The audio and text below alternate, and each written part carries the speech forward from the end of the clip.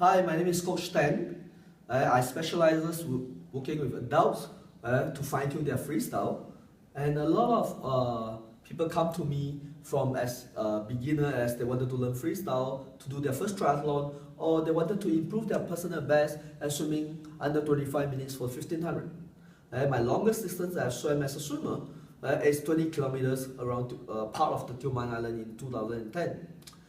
Today I'm going to share with you a very, very important secret of how to travel further per stroke without pulling harder. Have you ever seen in a pool where you start swimming and someone just pass you like nothing, but no matter how hard you pull, you just cannot catch up with the guy, and the guy look plump, not trained, and you find that, where does all my fitness gone to?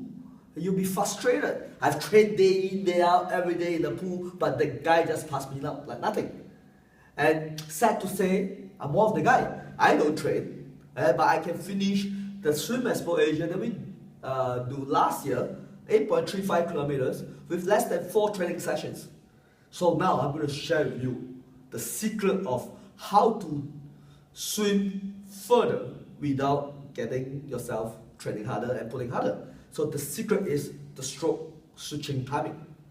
Okay, but before we talk about the stroke switching timing, you got to understand that, do you all agree that a taller person will actually swim faster in the pool?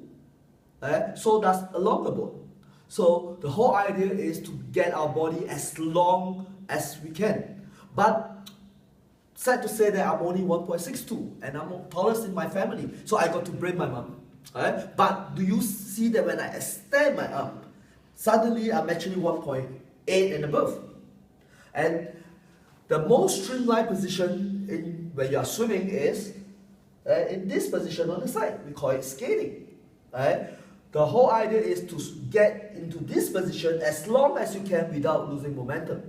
So as your hands recover, make sure that your wrists enter the water before you start rotating your body, so that you have always your longest body, which is 1.8, as you're traveling without losing the momentum.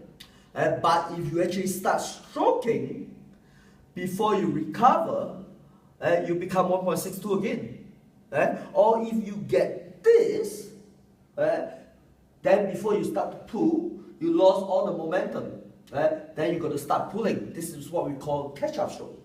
So in total, there's 3 ways of switching, and the ideal way is the way number 2. So number 1 is a lot of people start to pull before the recovery hand come in front. So they go shorter, they become the same original height. Number 2 is what we suggest.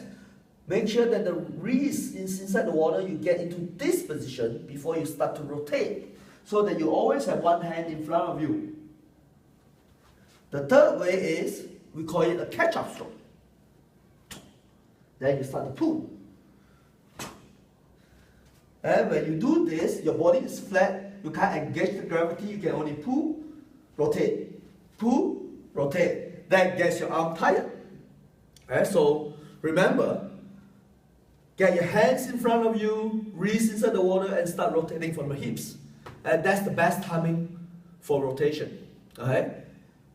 Stay tuned for our next video. Share that with your friends and like our Facebook page, Freestyle Mastery, and to look for more tips on how to swim more efficiently and gracefully. See you then.